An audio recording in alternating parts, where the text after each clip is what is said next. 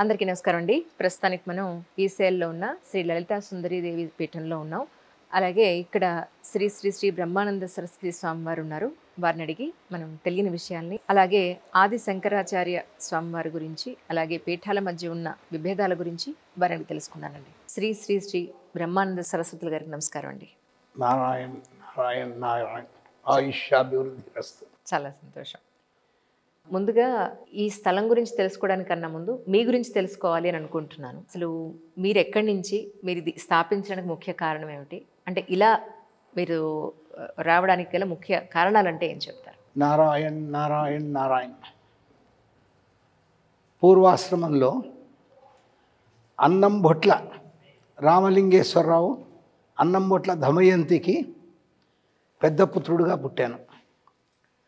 కానీ ఈ పుట్టడానికి కారణం ఏమైందంటే, తండ్రి రాయల్ ఇండియన్ ఎయిర్ ఫోర్స్లో పనిచేసేవారు. ఓహో. రాయల్ ఇండియన్ ఎయిర్ ఫోర్స్లో పనిచేస్తూ 1940 నుండి 42, 45 అక్కడంతా కూడా హిమాలయాల్లో పనిచేశారు వారు. ఇంట్లోంచి వారు ఇంట్లో ఇది ఆస్తి యొక్క గొడవలతో వారు 12వ సంతానం అవటం వలన, అప్పుడు పరక అంటారు, 6 అక్కయ్యలు 6 అన్నయ్యలు ఉన్నారు. తాతగారు మంత్రదష్ట. అటువంటి తాతగారు మంత్రదష్ట అయినప్పుడు ఆయన ఏంటంటే మచిలీపట్నం ఆశ్రమంలో, మచిలీపట్నంలో ఉన్న కోటని ఆ రోజుల్లో 30 రూపాయలకు కొన్నారు దాన్ని. ఈయన మంత్రదష్ట అవటం వలన అక్కడ ఉన్న పాములన్నీ కూడా ఏమైనాయంటే అన్నీ వెళ్ళిపోయినాయి. లోపల అడుగు పెట్టం కానీ ఒక్క పాము, రత్నం ఉన్న పాము మిగిలిపోయింది, అట్లాగే ఉంది, వెళ్ళలే. సరే, వీరు కూడా ఒక 3 రోజులు అక్కడ కూర్చున్నారు అట్లాగే ఆ మంచం మీద. అది వెళ్ళలేదు. రత్నం ఉన్న పాము కనపడితేట అది మనిషన్న చనిపోవాలి లేదా పామన్న చనిపోవాలి. ఓహో. సో అందుకని అప్పుడు ఏం చేశారంటే వారు దాన్ని, ఆ పాముని చంపేసేశారు. చంపేసి ప్రాయశ్చిత్తం చేసుకోవడానికి కోసమని చెప్పేసి రామేశ్వరం నడుచుకుంటూ వెళ్ళారు. ఓహో. ఎక్కడి నుంచండి? మచిలీపట్నం టు నడుచుకుంటూ వెళ్ళారన్నమాట. మచిలీపట్నంలో గొడుగుపేట అంటారు, అది మా పూర్వ ఆశ్రమం, తల్లిదండ్రులు ఉన్నది ఇల్లు, ఆ కోట కూడా. సో వెళ్ళేసి వారు తిరిగి వచ్చేటప్పటికి తండ్రి గారు జననం అయింది. చిన్నపిల్లవాడు, అందుకని అక్కడికి వెళ్ళొచ్చారు కాబట్టి రామలింగము అని పేరు పెట్టుకున్నారు. రాను రాను రామలింగేశ్వరరావు అయిపోయింది అఫీషియల్గా. రామలింగం అనేవాళ్ళు అన్నమాట. సరే వచ్చారు, మళ్ళీ మంచం మీద ఉండి 1 ఏడాది లోపలనే వారు శరీరం సాధించాల్సిన అవసరం పడ్డది. జస్ట్ జారి పడ్డారు, అదే మంచం నుంచి కాలు ఇరిగింది, చనిపోయారు తర్వాత. అయ్యో. సో తర్వాత 8 ఏళ్లకి తల్లి చనిపోయింది. తల్లి చనిపోయే ముందు ప్రాణం పోలేదు 2 రోజులకి. పోకపోతే వాళ్ళ పెద్దన్నయ్య ఆ కాలంలో MBBS డాక్టర్ అచ్యుతరామయ్య అని చెప్పేసి, ఆ కాలంలో అడ్వకేట్ ఒక అన్నయ్య, ఆ కాలంలో అడ్వకేట్ ఇంకొక అన్నయ్య, ఒక అన్నయ్య ఇంజనీరు, ధవళేశ్వరం బ్రిడ్జ్ కట్టిన ఇంజనీరు. సో అప్పుడు కాలంలో వీళ్ళందరూ హైలీ క్వాలిఫైడ్ పర్సన్స్ అన్నమాట, అన్నదమ్ములు. ఈయన 13వ వారం అవటం వలన, చిన్నవారు అవటం వల్ల ఏమైందంటే 8 ఏళ్ళకి తల్లి చనిపోవడంతో అన్నయ్యలు చూసుకోలేదు. తల్లికి చెప్పారు ఈయన ఆస్తి రామలింగడు ఆస్తి రామలింగకి ఇస్తామని, కానీ ఇయ్యలేదు. సో దాంతో వీరు SSLC అప్పుడు అయిపోయిన తర్వాత బయటకు వచ్చేసి మిలిటరీలో జాయిన్ అయిపోయారు. జాయిన్ అయిపోయి మీ ఆస్తి నాకు అక్కర్లేదని వచ్చేసారు. అప్పుడు సికింద్రాబాద్ కంటోన్మెంటు మిలిటరీలో ఉండేది. ఇక్కడికి వచ్చి జాయిన్ అయ్యారు. జాయిన్ అయ్యి వీరి పోస్టింగు హిమాలయస్లో పోస్టింగ్ అయింది. ఆ హిమాలయస్లో పోస్టింగ్ అయినప్పుడు వారికి ఆ హిమాలయ తిరుగుతుంటే ఒక ఋషి కనపడి, ఒక మహానుభావుడు, నువ్వు ఎప్పుడు ఇల్లు కడతావు, నీకు ఎప్పుడు పెళ్ళి అవుతుంది, నీకు ఎప్పుడు కొడుకు పుడతాడు అని ఆయన చెప్పారు. అది కాలగర్భంలో వారు మర్చిపోయారు. అయినది ఇక్కడ రావటం అయింది. ఇక్కడే ఈస్ట్ మారేట్పల్లిలోనే గవర్నమెంట్ ల్యాండ్ ఇచ్చింది, ఆ గవర్నమెంట్ ఇల్లు కట్టారు. చాలా బీద పరిస్థితి మాది. ఎందుకంటే తండ్రి ఏంటంటే ఒక్క పైసా కూడా అప్పు తీసుకురాకూడదు, ఎంత ఉందో అంతలోనే ఉండాలి, షాప్లోంచి కూడా అప్పు తీసుకోకూడదు. మమ్మల్ని అందరినీ చదివించేటప్పుడు ఏంటంటే పుస్తకాలు లేకపోతే సెకండ్ హ్యాండ్లో వచ్చేసుకోవడం, గవర్నమెంట్ స్కూల్లో చదివించి తిండి ఒక్కడ లేకపోయినా పర్వాలేదు, ఉపవాసం ఉండాల్సిందే, కానీ అప్పు తీయడానికి వీల్లేదు, ఆ విధంగా పెంచారు. సో మా ఇంటికి పెద్దనాన్న వాళ్ళు వస్తే వాళ్ళు ఏం చేసేవాళ్ళంటే, మీ ఇల్లులో వస్తే మా చొక్కాలు మాసిపోయినాయి అన్నారు. సో వాళ్ళు మంచి హయ్యెస్ట్ పొజిషన్లో ఉన్నారు. సో ఇవన్నీ మేము విన్నాం. విన్న తర్వాత ఈ కష్టాల్లో మేము చూసుకుని, సరే అప్పుడు కాలంలో వేదాంతం నేను పియూసీ చదువుతున్నప్పుడు అప్పటిదాకా తెలుగు మీడియం చదివింది. తెలుగు మీడియంలో చదివిన వాడిని తెలుగులో పర్వాలేదు అనుకున్నాను. కానీ మా పెదనాన్న వాళ్ళు ఇంజనీర్లు అట్లా ఉన్నప్పుడు నేను కూడా ఇంజనీర్ కావాలి అనుకున్నాను. హెచ్ఎస్సి అయిపోయింది, పియూసీ ఎంపీసీలో జాయిన్ అయ్యాను. తెలుగు మీద అసలు పట్టించుకోలే. ఇది తెలుగు మన సబ్జెక్టే కదా అని చెప్పేసి మిగతా గ్రూపు వాటమి ఇచ్చేసాను. గ్రూప్లో అప్పుడు 82% వచ్చింది. అప్పుడు ఓన్లీ ఎంపీసీ గ్రూప్ మీదనే వాళ్ళు సీట్ వచ్చేది, ఇంజనీరింగ్ సీటు. కానీ ఫెయిల్డ్ ఇన్ తెలుగు. ఎప్పుడైతే మాతృభాషలో ఫెయిల్ అయిపోయా. మాతృభాషలో ఎప్పుడైతే ఫెయిల్ అయిపోయానో అప్పుడు నన్ను ఏం చేశారంటే, ఆచార్యులు ఒకడున్నారు, మా నాన్న క్లోజ్ ఫ్రెండ్. ఆయన ప్రతిరోజు సుందరాకాండ పారాయణ చేసేవాళ్ళు. ఆయన చదివింది 5వ క్లాసే. ఆయనకి 5వ క్లాస్ చదివిన ఆయన కోసం ఏం చేశారంటే, అప్పుడు ఆంధ్ర ఇన్సూరెన్స్ కంపెనీ అని ఉండేది. అందులో మన బ్రాహ్మణులు ఏం చేశారంటే, ఇతను ఇచ్చేసాడు, మనం పెట్టుకుందాం అని చెప్పి ఇతనికి స్టెనోగ్రఫీ నేర్పించి స్టెనోగ్రాఫర్గా పెట్టుకున్నారు. సబ్సిక్వెంట్లీ ఎల్ఐసిలోకి అతనికి ఇదైందన్నమాట. వీళ్ళు ఏం చేశారంటే, వాళ్ళ పెళ్ళైన కొత్తల్లో నేను చిన్న పిల్లవాడిని. సో నన్ను వాళ్ళ కొడుకుగా చూశారు. 8 ఏళ్ళు వాళ్ళ పిల్లలు పుట్టలేదు. దీంతో ఏం చేసిందంటే, ఆవిడ నన్ను తీసుకెళ్ళి మా వాడు వృద్ధిలోకి రావాలని చెప్పేసి రామదాస్ అని ఒక అమ్మవారి భక్తుడి దగ్గరికి నన్ను తీసుకెళ్ళింది. ఆ అమ్మవారి భక్తుడి దగ్గరికి ఎప్పుడైతే నన్ను తీసుకెళ్ళిందో, ఆ అమ్మవారి భక్తుడు ఏం చేశాడంటే, నాకు అమ్మవారు కనపడుతుందని చెప్పేవారు, ప్రశ్నలు అవి జవాబులు చెప్తుండేవారు. ఇటువంటి జవాబులు చెప్తుంటే నాకు ఇంట్రెస్ట్ ఏమైందంటే, ఈ చదువు కన్నా దాని మీద ఆయనకు అమ్మవారు కనపడుతుంటే నాకెందుకు అమ్మవారు కనపడదు అని చెప్పేసి అప్పుడు ఆయనను అనోన్య అని పేరు పెట్టుకున్నారు. నాకు అష్టాక్షరి మంత్రం ఇచ్చారు. సో అష్టాక్షరి మంత్రం చేశాను, అఖండ జపం చేశాను. దాంతో ఏమిటంటే, అమ్మవారు నాకు కనపడదు కానీ వేరే వాళ్ళకి తెలియదు కదా కనపడదని. సో వీరు వెళ్తూ ఏం చేశారంటే, ఒకసారి అనోన్య ఎవరినో వస్తే నువ్వు చూసుకోమన్నారు అమ్మవారు. క్వశ్చన్ ఆయన కొన్ని ఇన్స్ట్రక్షన్స్ ఇచ్చారు నాకు. గొప్ప వాళ్ళు వచ్చినట్టు అయితే వాళ్ళకి బాగా డబ్బులు ఎక్కువ చెప్తేనే కానీ వాళ్ళు నమ్మరు ఖర్చు. కాబట్టి ఎక్కువ డబ్బులు చెప్పు.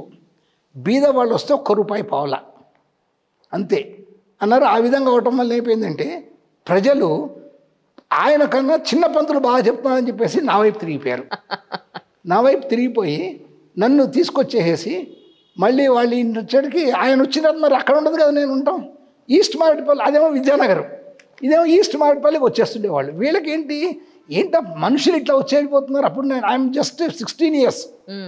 మనుషులు ఈ విధంగా వచ్చేస్తున్నారు అంటే నేను చెప్పాను, ఏం లేదమ్మా, నేను ఇట్లా చేశాను, లలితాసహస్రనామే పారాయణ చేశాను, అఖండ లలితాసహస్రనామం పారాయణ చేశానని చెప్తే, కాదు నువ్వు ఏదో క్షుద్రం చేస్తున్నావు, నీకేదో క్షుద్రం ఇచ్చారు, నువ్వు క్షుద్రం తీసేసేయాలని చెప్పేసి ఆవు చెవులో నాకు చెప్పించేశారు ఆ మంత్రాన్ని. సరే ఇంకా అప్పుడు ఏంటంటే, నాకు అమ్మవారి మంత్రం కావాలి, అమ్మవారిది కావాలి.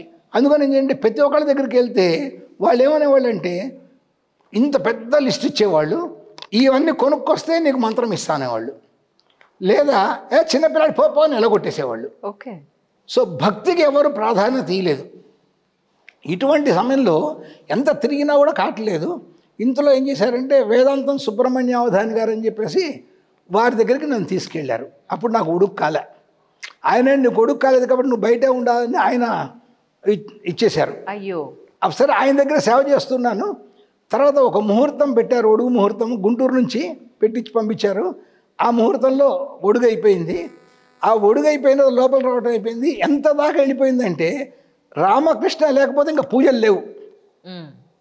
అంటే ఆయన ప్రతి నెల అందరికీ సులభంగా ఉండాలని చెప్పేసి మనిషి ₹1 వేసుకుని ఆ రోజుల్లో అంటే 64, 67లో ₹30తో సహస్ర ఘటాభిషేకము, 1,00,000 కుంకుమార్చన, 1,00,000 బిల్వార్చన అయిపోయేవి. ఎవ్రీ మంత్ ఒకటి ఉండేది. సరే వారికి నేనేమన్నానంటే, నాకు అమ్మవారు కాబట్టి నాకు శివుడు సిద్ధించాడు కాబట్టి శివమంత్రం నేను ఇవ్వచ్చు, కానీ అమ్మవారి మంత్రం నేను ఇయ్యనన్నారు. సో ఈ అమ్మవారి మంత్రం కోసం అని వారి దగ్గర సేవ చేస్తున్నా. నా యొక్క ఇది నాకు అమ్మవారు కావాలి కానీ వారు సిద్ధి పొంది అమ్మవారిని చూసినారు వాళ్ళు కూడా. వేద సుబ్రహ్మణ్యం గారు తెనాలవధానాన్ని ఫేమస్ అన్నమాట. సో అటువంటి సమయంలో నేను దీనికోసం తిరుగుతున్నాను. వారితో పాటు వస్తుంటే కరపాత్ర స్వామీజీ అని వారణాసిలో ఫేమస్. ఆ కరపాత్ర స్వామీజీ వారు చాతుర్మాస దీక్షలకి హైదరాబాద్ వచ్చారు. అప్పుడు మాకు ఆ కుంభాభిషేకం అంతా కూడా అల్వాల్లో ఒక గుళ్ళో ఉంది. అక్కడికి వారు వచ్చారు. వారు వచ్చినప్పుడు వారి దర్శనం అయింది నాకు. వారిలో నాకు అమ్మవారు కనపడ్డది. వారు ఏం చేశారు, నన్ను పిలిచి నీకు అమ్మవారికి అనుగ్రహం ఉంది, ఎవరు చెప్పినా కూడా నువ్వు మానద్దు, నీకు గురువు నీ దగ్గరికి వచ్చి నీకు ఉపదేశం చేస్తారు, నువ్వు ఇదే విధంగా చేస్తూ పో అని మొరనాడు వచ్చి అక్కడికి రమ్మన్నారు. వెళ్తే ఏం చేశారంటే ఒక్క రుద్రాక్షమాల ఈ చిన్నది ఉంటుంది నా జపమాల, ఇది ఒకటి ఉండేది, జపమాల అయిపోయింది ఇప్పుడు ఇది. ఆ మాల ఇచ్చి నువ్వు చేసుకోమన్నారు. సరే చేశాను. 10 ఏళ్ళు గురువు కోసం అన్వేషణ. ప్రతి ఒక్కళ్ళు ఏమని చేసినా కూడా పో అంటాము. భక్తికి డబ్బులకు ప్రాధాన్యం ఇవ్వడం జరిగింది. పోపురి బాలకృష్ణ శాస్త్రి గారు ఉండేవారు మచిలీపట్నం. వారు ఎన్నోసార్లు నాకు ఉపదేశం చేయాలనుకున్నారు. కానీ ఎప్పుడు నాకు చేయాలనుకున్నాడు వారు సిక్కయ్యేవారు. అయ్యో, వారు కాటలేదు. సరే ఏంటా 10 ఏళ్ళు అయిపోయింది, 67 to 77 ఇది ఎక్కడ దొరుకుతుందని చెప్పేస్తే ఒక రోజున ఇంకా నవరాత్రుల్లో ఏంటి నాకు ప్రాప్తం లేదా అనుకుంటుంటే ఉస్మానియా యూనివర్సిటీలో లక్ష్మణ శాస్త్రి గారు అని చెప్పేసి ఉన్నారన్నమాట. వారు మా గురువు గారు ఉన్నారు, ఇది తీసుకెళ్తా అన్నారు. నేను వెళ్ళాను. వెళ్తే ఆయన ఏం చేశారంటే, నేను నీకోసమే వెయిట్ చేస్తున్నాను. ఆ రోజు మూలా నక్షత్రం, నవరాత్రిలో మూల నక్షత్రం, నీకోసం నేను వెయిట్ చేస్తున్నాను, అమ్మవారి నక్షత్రం. సో అని చెప్పి అప్పటికప్పుడు మంత్రోపదేశం చేసేసారు. అప్పుడు ఏం చేశారంటే, నేను ఇంకా చిన్నపిల్లవాడిని, ట్యూషన్లు చెప్పేవాడిని, ఉద్యోగం చేస్తున్నాను. కానీ నాకు 3 చెల్లెళ్ళు 4 తమ్ముళ్ళు, పోషణ భారం అంతా నా మీద పడ్డది. నా వివాహం చేసే ముందు తండ్రి గారు రిటైర్ అయిపోతున్నారని చెప్పేసి వారు ఏం చేశారంటే బలవంతాన వద్దు పెళ్ళి అంటే పెళ్లి చేశారు. దానికి ఒక పెద్ద హిస్టరీ ఉంది మళ్ళీ ఆ పెళ్ళికి. మీరేమో పూర్తిగా ఇటు భక్తి వైపు ఉన్నారు, మళ్ళీ ఇంట్లో పెళ్ళి అంటున్నారు, బోడని బాధ్యతలు ఉన్నాయి చేశారు. సరే ఆఖరికి అది ఎట్లాగో అమ్మవారి యొక్క నిర్ణయం, వివాహం అయిపోయింది. ఆ వివాహానికి కూడా నేను జాతకాలు చూస్తాను, ఈ వేదాంతం సుబ్రహ్మణ్యం వాళ్ళ జాతకాలు చూస్తారు. అండ్ రామకృష్ణమాచార్య అని చెప్పేసి ఎవరో చెప్పాను, నన్ను పిల్లలుగా చూశాడని చెప్పేసి తిరుపతి దేవస్థానంలో ఆయనకి 12 ఏళ్ళకు ఒకసారి 6 నెలలు వస్తుంది. డైరెక్ట్ తిరుపతి వెంకటేశ్వర స్వామికి పూజ చేస్తారన్నమాట. వారి దర్శనంతో నేను తిరుపతి వెంకటేశ్వర స్వామి సాక్షాత్ యొక్క పాదాల ముందు కూర్చుని ఉన్నా. అప్పటి కాలంలో ఇంత రిస్ట్రిక్షన్స్ లేవు. సో వారు చూశారు. ఇంతమంది చూసినా కూడా నాకు కుజదోషం లేదు, నాకు కుజదోషం ఉంది, నాకు లేదు, ఆవిడకు ఉంది కుజదోషం. కుజదోషం ఉన్నవాళ్ళు కుజదోషం ఉన్న వాళ్ళని పెళ్లి చేసుకోవాలంటారు కదా. కానీ ఇక్కడ ఏంటంటే పోస్టింగ్ ఆ చక్రాలు వేసేటప్పుడు ఇక్కడ రీడింగ్ కరెక్ట్గా ఉంది. ఇక్కడ వేయటం పోస్టింగ్లో 8వ ఇంట్లో వేయాల్సింది 7వ ఇంట్లో వేశారు పోస్టింగ్. సో దానివల్ల ఏంటంటే కుజదోషం ఉందని చెప్పేసి కుజదోషం అమ్మాయిని పెళ్లి చేసుకున్నాం. అయ్యో. మళ్ళీ నా కండిషన్ ఏంటంటే ఒక్కనే అమ్మాయిని చూస్తాను, మీరు ముందంతా సెటిల్ చేసుకుని జాతకం టాలీ అయి ఉంటే నేను చూసానంటే సెటిల్ అయిపోయినట్టే అన్న. మళ్ళీ పెళ్లి చూపులు చూడమని చెప్పా.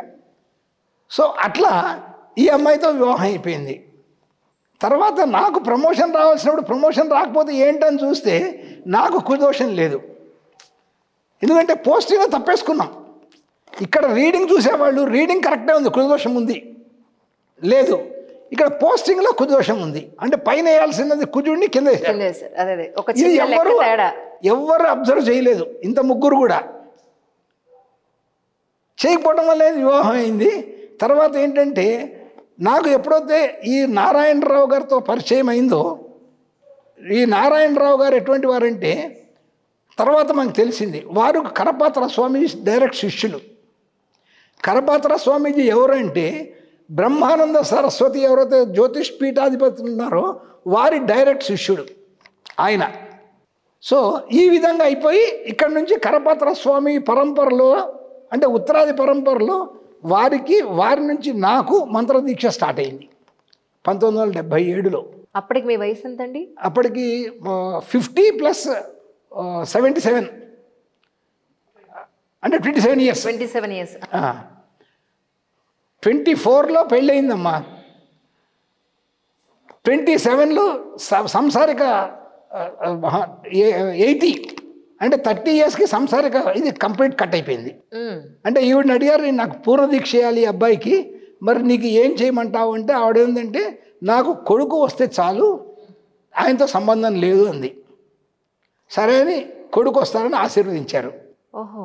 అంటే నారాయణరావు గారు ఆశీర్వదించారు, వేదాంతం సుబ్రహ్మణ్యాన్ని ఆశీర్వదించారు, కంచి పరమాచార్య చంద్రశేఖరేంద్ర శాస్త్రి గారు ఆశీర్వదించారు. ఈ ముగ్గురు ఆశీర్వచనంలో 1980లో కొడుకు వచ్చాడు. క్లోజ్ అయిపోయింది మా చాప్టర్. కానీ ఇక్కడ నాదొక చిన్న ధర్మ సందేహం ఉంది. మనసావాచ కర్మణ మీరు పెళ్లి చేసుకున్నారు, అవును, మళ్ళీ మీ మనసుకు నచ్చినట్టుగా ఇటువైపు వచ్చేసారు, పూర్తిగా భక్తి మార్గంలోకి వచ్చేసారు. తర్వాత ఆవిడ్ని చివరి వరకు చూసుకోవాల్సిన బాధ్యత మీది, బట్ మధ్యలోనే రావడం అనేది, బయటికి రావడం అనేది ఎంతవరకు సబబు అనిపించింది? అట్లా కాదు, నేనంటే సంసారిక జీవితంలో ఉంటూ సన్యాసంకి వచ్చేటప్పటికి రెస్పాన్సిబిలిటీస్ అన్నీ కంప్లీట్ చేసేసారు మొత్తం. అంటే ఏమైందంటే ఇక్కడ 1980లో పిల్లాడు పుట్టడము, అప్పటి నుంచి నా దీక్ష కార్యక్రమంలో మొత్తం అంతా జరగడం జరిగింది.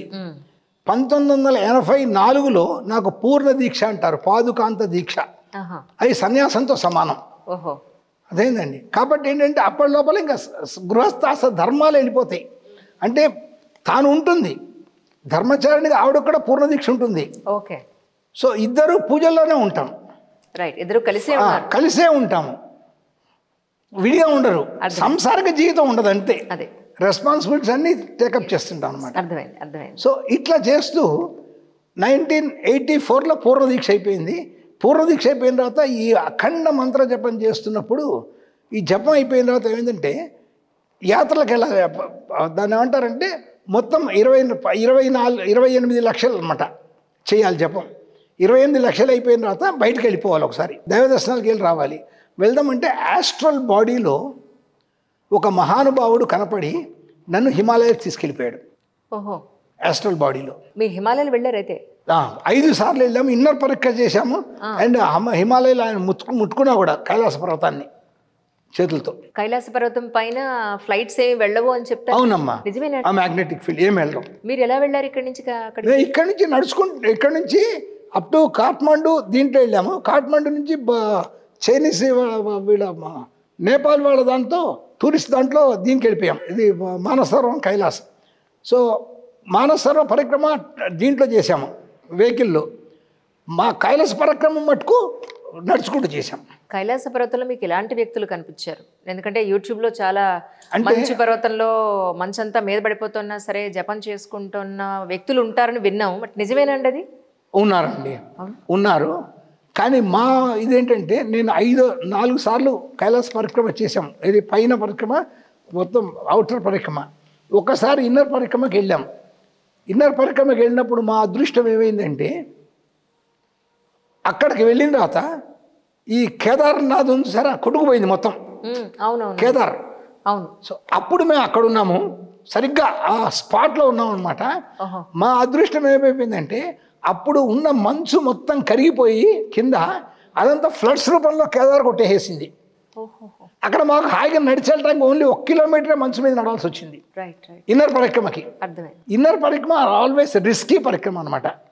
అంటే ఇన్నర్ పరిక్రమ ఎట్లా ఉంటుందంటే మీరు వెళ్ళి అక్కడికి వెళ్ళి మళ్ళీ వచ్చేసే లోపల ఇంకోసారి సడన్గా మంచు కురిసి మనిషి మునిగిపోతాడు, అటువంటిది ఉంటుంది.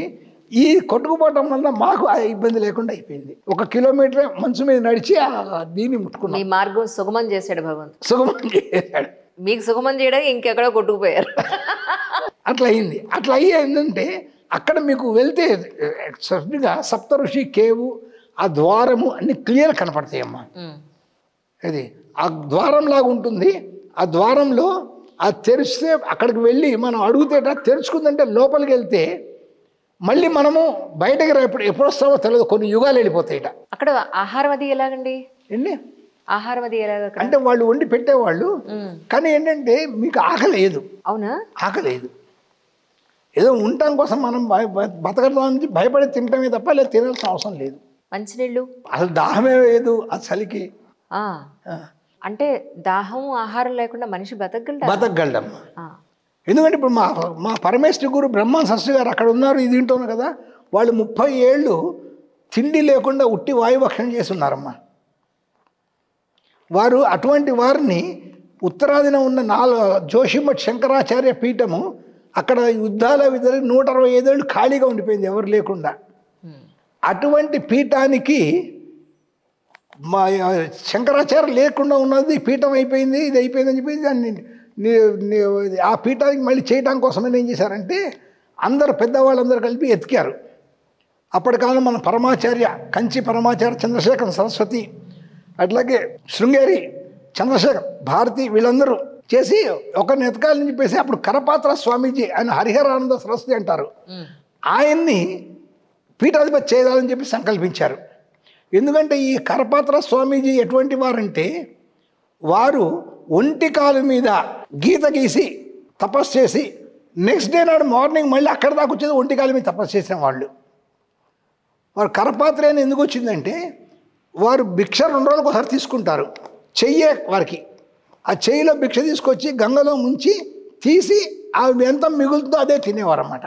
అందుకని వారిని కరపాత్రి అన్న, కరమే పాత్రముగా గలవారు.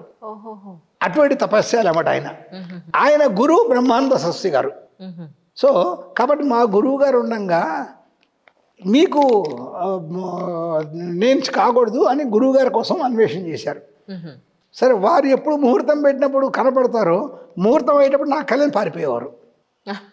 అప్పుడు పెద్దలు ఏం చెప్పారంటే అట్లా కాదు, మహానుభావులు కనపడ్డప్పుడే పీఠాధిపతి చేసేయాలి, అంతేగాని ముహూర్తం చూడకూడదు అని ఒకసారి వారు కనపడంగానే వారికి పీఠాధిపత్యం ఘోష చేసేసి పీఠాధిపత్యం ఇచ్చేశారు. ఎప్పుడైతే పీఠాధిపత్యం ఇచ్చారో అప్పుడు వారు ఏమన్నారంటే నాకు పీఠాధిపత్యం ఇచ్చారు కాబట్టి ఇంకా మీరు దీని గురించి ఆలోచించకండి, నేను చూసుకుంటా అని దాన్పేట్ నై హై అని బోర్డు పెట్టారు.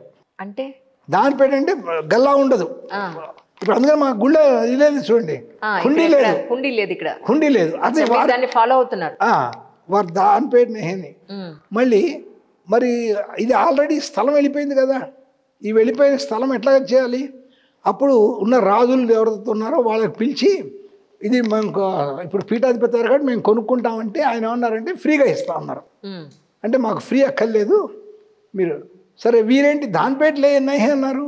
అప్పుడు మీరు ఎంతకైతే అమ్మదలుచుకున్నారంటే ఒక ఏడాది ముందు వాళ్ళు 1 lakh చెప్పారు గవర్నమెంట్ అప్పుడున్నది.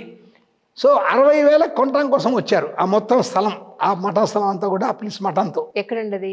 జోషిమఠ్, జ్యోతిర్మఠ్. ఇదివరకు జోషిమఠ్ అనే ఇప్పుడు జ్యోతిర్మఠ్. అది ఇప్పుడు హిమాలయాలకి 30 బద్రీనాథ్కి 35 కిలోమీటర్ల ముందు వస్తుందమ్మా. ఇది అక్కడే మీకు ఆదిశంకరాచార్యులు వారు భాష్యం రాసిన చెట్టు ఉంటుంది 2500 ఏళ్ల పై. అక్కడే పున్నాగిరి అన్నపూర్ణమ్మ వారి గుడి ఉంటుంది. కొండపైకి వెళ్తే పైన పాత ఇది ఉంటుందన్నమాట, అక్కడ ఒరిజినల్ స్థలము. దీన్ని ఏం చేశారంటే వారు కొన్నారు. ఆ కాలంలో ఇది ఉత్తరాఖండ్ మొత్తం ఉండేది. అప్పుడు దీనికి అలహాబాద్లో రిజిస్టర్ ఆఫీస్ ఉండేది అన్నమాట. సరే రిజిస్టర్ ఆఫీస్కి వెళ్ళి మాకు రిజిస్టర్ చేయమన్నారు, రిజిస్టర్ చేశారు. వీరు ఒక క్యాష్ బ్యాగ్ ఇచ్చేశారు వాళ్ళకి, వాళ్ళు 1 lakh ఇచ్చేస్తామన్నారు, 1 lakh ఇచ్చేశారు. మధ్యవర్తులు వెళ్ళారు రిజిస్టర్ ఆఫీస్లో 1 lakh రూపీస్ ఇచ్చేసారు, రిజిస్టర్ అయిపోయింది. అరే దాన్పేట్ నైహే అని చెప్పారు, ఇటువంటి లేనివాడు ఎక్కడి నుంచి డబ్బులు ఇచ్చారు? ప్రతి ఒక్కళ్ళకి అనుమానం కదా. ఇటువంటి అనుమానంతో ఏం చేశారంటే అందరూ అడగటము, రిజిస్టార్ని అడగటము, వీడిని అడగటము, అది చేయటం వచ్చేసారు. వీరు అన్నారు కృష్ణుడు ద్రౌపదికి బట్టలు ఇచ్చాడు, ఎట్లా ఇచ్చాడు అని మీరు సినిమాల్లో వాటిలో చూసినట్టుగా అతుకుల బట్టలు కాదు కదా ఇచ్చారు. కాబట్టి భగవంతుడిని వేడుకుంటే భగవంతుడు మనకి ఇస్తాడు, అంతే తప్ప మనుషుల్ని వేడుకోవాల్సిన అవసరం లేదు. అద్భుతం. ఇందుకే మీరు హిమాలయాలు వెళ్ళానన్నారు, అక్కడ కట్ అయింది. ఆ తర్వాత ఏం జరిగింది? వెళ్ళిన తర్వాత మీరు ఎవరిని కలిశారు, ఏం చేశారు? ఈ మహావతార్ బాబాజీని దర్శనం చేసుకోవడం కోసం అని చెప్పి నన్ను ఆస్ట్రల్ వాళ్ళు తీసుకెళ్లారు కదా, దానికోసమని హిమాలయాలకు ప్రయత్నంగా వెళ్ళామన్నమాట. వెళ్తే వాళ్ళు ఏమన్నారు, ఒకళ్ళు చెప్పారు ఇక్కడ మా బద్రీనాథ్ దగ్గర కనపడతారు. అక్కడ బద్రీనాథ్ అంటే బద్రీనాథ్కి వెళ్ళిపోయాం అందరం కలిసి, ఒక 4 కలిసి వెళ్ళాం. సో అక్కడ కాలేదు, అతను వెళ్ళిన నాకు తెలియదు, ఇక్కడ కాదు, అదే ద్రోణగిరి పర్వతం అంటారు, ఇక్కడి నాకు మీద తెలియదు, నాకు రోడ్ తెలియదు అన్నాడు. హెట్ అని మళ్ళీ వెంటనే ఓవర్ నైట్ బద్రీనాథ్ దర్శనం చేసుకుని కిందకు వచ్చేసాము. అప్పుడు ఏమని చెప్పారంటే ఒకళ్ళు, ఇట్లా కాదు హల్ద్వానీ అని ఉంది, కైలాస మానసరోవరం వెళ్ళే రోడ్డు, నడుచుకుని వెళ్ళే రోడ్డు, కాబట్టి ఈ రోడ్లో వెళ్తే అవుతుంది అని చెప్పారు. మేము హల్ద్వానీ అని చెప్పేసి అక్కడికి వచ్చేసాం. నెక్స్ట్ డే నాడు నైట్ కల్లా వచ్చి అక్కడ హాల్ట్ చేసి అక్కడి నుంచి వెళ్తుంటే నాకు యాస్ట్రల్ బాడీలో ఏవైతే ఈయన తీసుకెళ్ళాడో ఆ రోడ్డు కనపడిపోయింది. సో ఆ రోడ్లో అట్లా వెళ్తూ ద్రోణాగిరి వెళ్ళాము. ద్రోణాగిరిలో మహాతార్ బాబాజీ దర్శనం, కానీ అయినా కూడా నేను గుర్తుపట్టలేదు. 6 ఉన్నాము, 3 మగవాళ్ళు 3 ఆడవాళ్ళు నడుచుకుంటూ వెళ్తున్నాము. 40 కిలోమీటర్లు అప్పుడు నడవాలి పైకి ఆ ద్రోణగిరి పర్వతం ఎక్కాలంటే.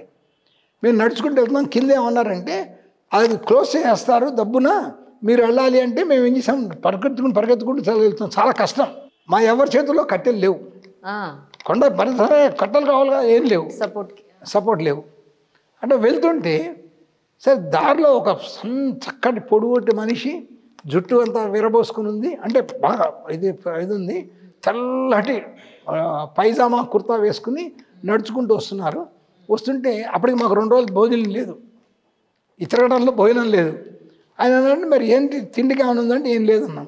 సరే నా రొట్టెలనే తీసుకుంటారా అన్న. ఇవ్వమన్నాం. రొట్టెలే ఒక కవర్లో ప్యాకెట్ రోల్ చేసి ఇచ్చారు. తర్వాత మళ్ళీ తినటానికి ఏముంది, ఏం లేదు.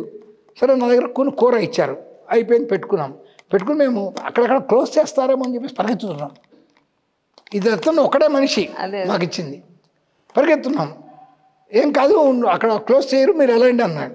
వెళ్ళిపోయాం. లోపలికి వెళ్ళి అక్కడ కూర్చొని ఆతృత కదా జపం చేసుకుంటూ ఉన్నామాట. చేస్తుంటే ఇంతలో ఈ ఆడవాళ్ళు వెనక నుంచి వచ్చారు. మా జపం అయిపోయింది. అక్కడ వారి దర్శనం అయిపోయిన తర్వాత అక్కడ నాకు ఒక గంట కనపడ్డది పైన. ఆ గంటను నేను తీసుకుంటా అన్నాను. ఎందుకంటే నాకు మహాతార్ బాబాయ్ చెప్పారు తీసుకోమని, నేను తీసుకుంటాను. నాతో వచ్చిన కలక తీసుకోకూడదు మనం అన్నాను. మళ్ళీ కళ్ళు మూసుకుని ఈ గంటను కట్టుకోవడానికి కోసం తాడు పక్కన కనపడ్డది. ఆ తాడు గంట తీసుకుని వచ్చేసాను. బయటకు వచ్చి కూర్చున్నాము. ఇందులో ఈ ఆడవాళ్ళు వచ్చారు. ఆడవాళ్ళ చేతిలో 3 చేతిలో 3 గొడుగు కర్రలు ఉన్నాయి. మీకు 3 గొడుగు కర్రలు ఎవరు ఇచ్చారు అన్నాం. ఇట్లా ఒక అతను వచ్చాడు, తెల్లటి బట్టలని, మాకెవరు కనపడు, అతనే మాకు ఇచ్చాడన్నారు. అరే మరి అంటే పోనీ మేమంటే ఆయన ఎవరో అనుకున్నాం. మీరు ఒక్క మనిషి దగ్గర 3 గొడుగు కర్రలు ఎట్లా ఉంటాయి? అవును, ఒకరి దగ్గర ఒకటే ఉండొచ్చు. మీకు 3కి 3 ఇచ్చాడు కదా, మరి మాకు కూడా ఏం ఇది కాదు. మళ్ళీ ఇది ఓపెన్ చేస్తే అందులో 6 ఉన్నాం, 6 రొట్టెలు ఉన్నాయి. ఓహో, అదేంటండి 6 అది ఫుల్ కడుపు నిండిపోయింది. అది తింటే అయిపోయిన తర్వాత కిందకు వచ్చేసాము. వారి యొక్క అనుగ్రహంతో వారి దర్శనం అయిపోయింది అనుకుని, అయ్యో ఎంత ఆ మనిషి తెలిసినా కూడా కాళ్ళు పట్టుకోలేదే అని చెప్పి ఇంకా మామూలుగా మా సాధన జరుగుతున్నది. ఆ సాధనతో మళ్ళీ ఇంకా హిమాలయాలకు వెళ్ళటం రావటం. అక్కడ నాంతిన్ బాబా ఆశ్రమం అని ఒకటి ఉంది. ఆ ఆశ్రమంలో నేను ఒక 40 రోజులు తపస్సు చేస్తే నాకు మా దీని దగ్గర ఒక ఛాయ ఇది కనపడ్డది. నేను వారికి చెప్పా, ఆ పీఠ శంకరానందగిరి అని ఉన్నారు, చెప్పి ఇటువంటి ఛాయ మనిషి నాకు కనపడ్డారు. అంటే ఈయన బద్రీ జ్యోతిష్మఠ్ శంకరాచార్య బ్రహ్మానంద సరస్వతి అంటారు. వారి శిష్యులు ఇప్పుడున్నారు, వాసుదేవానంద సరస్వతి గారు. వారు మన గుడికి ప్రతిష్టకి వాటికి వచ్చారు. వారిని పరిచయం చేస్తారు. వారు ఇది అన్నారు. సరే అని చెప్పేసి అప్పుడు ఏం చేసామంటే ఆ నెక్స్ట్ ఇయర్ వీరికి వారు అఖండ సన్యాసి.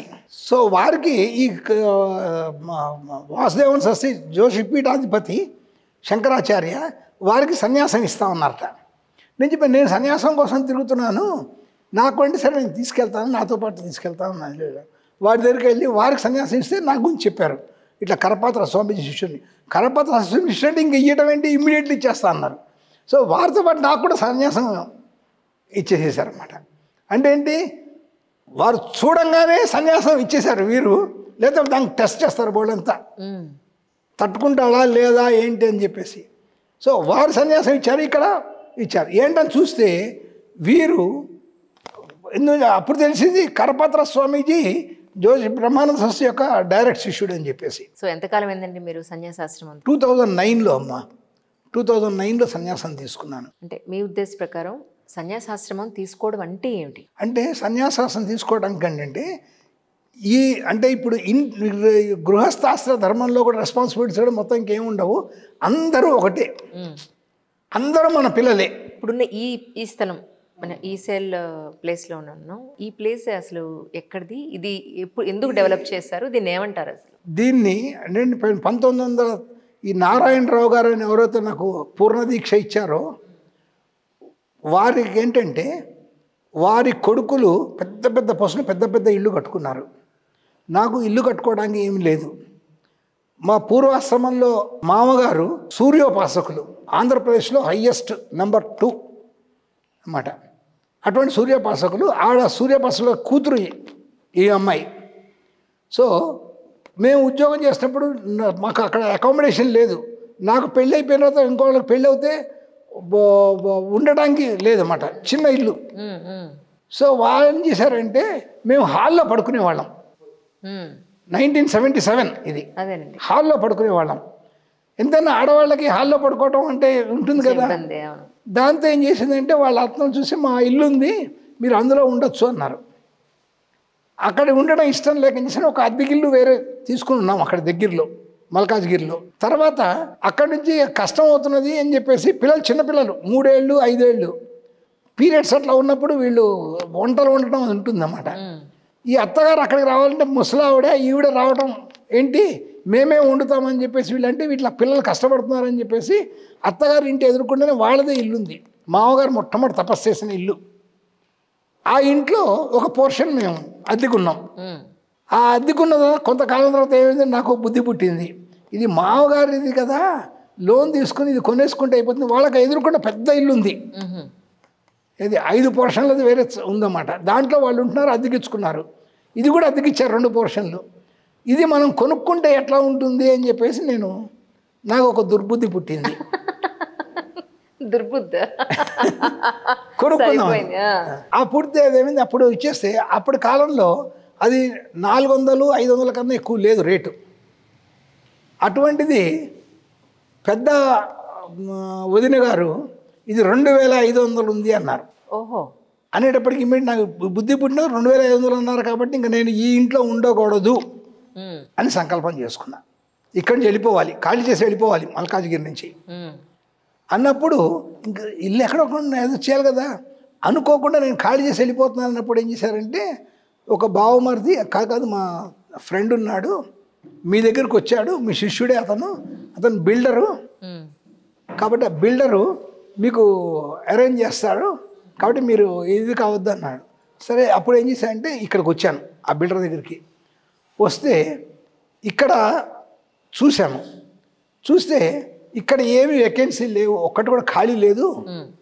మల్కాజ్గిరిలో అతను ఇంకోటి కడుతున్నాడు కన్స్ట్రక్షన్, అక్కడ ఉంది.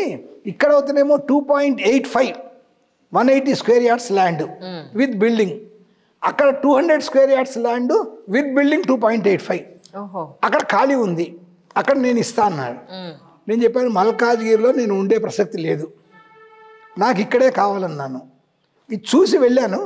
నెక్స్ట్ డే అతనికి ఎవరైతే ఇక్కడ ఈ స్థలం అంటే మా ఇప్పుడు ఉన్న ఇల్లు స్థలం, ఈ ప్లేస్ మొత్తం కాదు, ఇల్లు స్థలం కింద 180 స్క్వేర్ యార్డ్స్ ఇల్లు స్థలము ఎవరో తీసుకున్నారో అతను వదిలేసి నాకు మల్కాజ్గిరి కావాలి 200 గజాలు, ఇది 180 కాబట్టి ఇది నేను వదిలేస్తాను అన్నాడు. ఆయన వెంటనే నాకు ఫోన్ చేశాడు. సరే వచ్చాను, చూశాను. చూసిన తర్వాత ఇది ఇచ్చాను, 10 రూపాయలు అడ్వాన్స్ ఇచ్చాను అంతే, 10 రూపీస్ అప్పట్లో 94. ఓకే, 10 రూపీస్ అడ్వాన్స్ ఇచ్చాను. ఇచ్చేస్తే అతను ఏమంటే మీ ఇష్టం వచ్చినట్టుగానే కట్టిస్తా అన్నారు. నాకు కావాల్సిన ప్లాన్లో కట్టారు. నేను చెప్పాను ఇది 180 చాలా చిన్నది, నీకు తెలుసు కదా నేను పూజలు పుస్తకాన్ని పెట్టుకుంటాను అంటే ఈ పక్కన నేను షాపుల కోసం ఉంచుకున్నాను స్థలము, ఈ స్థలాన్ని నీకు ఎంత కావాలంత తీసుకోమన్నాడు. సరే నేను అప్పుడు ఏంటంటే 8 అడుగులు అడిగా, ఇట్లా 8 అడుగులు అడిగితే ఇట్లా 60 అడుగులు ఉందన్నమాట. ఓహో. సో 180 కాస్త 250 అయిపోయింది. రైట్. సరే నాకు టాప్ ప్రయారిటీలో నేను డబ్బులు ఇవ్వకపోయినా ఏమి ఇవ్వకపోయినా అడ్వాన్స్ ఇవ్వకపోయినా కూడా మిగతాది ముహూర్తం మంచి ముహూర్తం దొరికింది, చేసేసారు, ఇచ్చేసారు. నేను చిన్న ఇల్లు వేసా ఫోటో చేస్తే మా గురువు గారు నారాయణరావు గారు ఏం చేశారంటే నాతో, నాయన నీకు నా పెద్ద ఆ కొడుకులు ఎంత పెద్ద ఇల్లు ఉందో అంత పెద్ద ఇల్లు రావాలి, నీకు ఇల్లు నీ ఇంట్లో నేను అడుగు పెట్టేంత వరకు నేను శరీరం సాధించను అని ఆయన శపథం చేశారు. సరే ప్లాన్ ఇచ్చారు. ప్లాన్ పెద్దగా ఇప్పుడున్న హాలు, ఇల్లు, కింద నా జప మందిరం ఎంతో ఉంటుంది. అది మీరు చూసారు లేదో మీరు చూసుకోండి. కింద గుహ ఉంటుంది చూసాను. తపస్సు కోసం అని. సో ఇదంతా చేసేశారు. సరే వారు 10 రూపాయలు మీకు ఇవ్వలేదు కూడా. తర్వాత 1,00,000 రూపాయలు లోన్ వస్తే ఆఫీస్ లోను అవి ఇచ్చిన తర్వాత అంచెలంచెలా తీర్చుకుంటూ వెళ్ళా. సో 8 నెలల్లో నాకు ఇల్లు కంప్లీట్ చేసేసాడు, ఇచ్చేసాడు. డబ్బులు ఇవ్వకపోయినా ఇచ్చేసాడు, అయిపోయింది. ఒక ఏడాది తర్వాత మళ్ళీ అమ్మవారు బుర్రను తొలిచింది. నేను అతనికి చెప్పాను, నువ్వు షాపులు కట్టుకుంటే నాకు అబ్జెక్షన్ లేదు, ఎవరికైనా అమ్మదలుచుకుంటే నాకు ఇచ్చేయి. నేను ఇక్కడ ఈ గృహస్థుడిని కదా, ఇక్కడ ఉండకుండా అక్కడ చిన్న గుడిసె వేసుకుని గుడిసె తపస్సు చేసుకుంటా అన్నా. సరే గురువుగారు చెప్పారు కదా నేను ఇచ్చేస్తాను అని అతను ఏం చేశాడంటే ఆ పక్క స్థలం తీసేసుకోమన్నారు. మరి ఎంత ఇవ్వమంటావు అన్నాను. అంటే ఆయన ఏం చెప్పాడంటే పాతకాలంలో నాకు 400 చిల్లర దాని అడుగు రేట్ పడ్డది. నేను సబ్ కాంట్రాక్ట్ ఇస్తా, 10 లక్షల రూపాయలు నాకు 10,000 రూపాయలు నాకు లాభం వస్తుంది ఒక్కొక్క ఇంటి మీద. ఈ కాలనీ మొత్తం కట్టిందన్నమాట అతను. ఒక్కొక్క ఇంటి 10,000 వస్తుంది అన్నాడు. అంటే నేను 10,000 నీకు ఇచ్చేస్తాను, ఆ పాత రేట్ అన్నాను. పాత రేట్ డబ్బులు కూడా ఇవ్వలేదు అప్పటికి.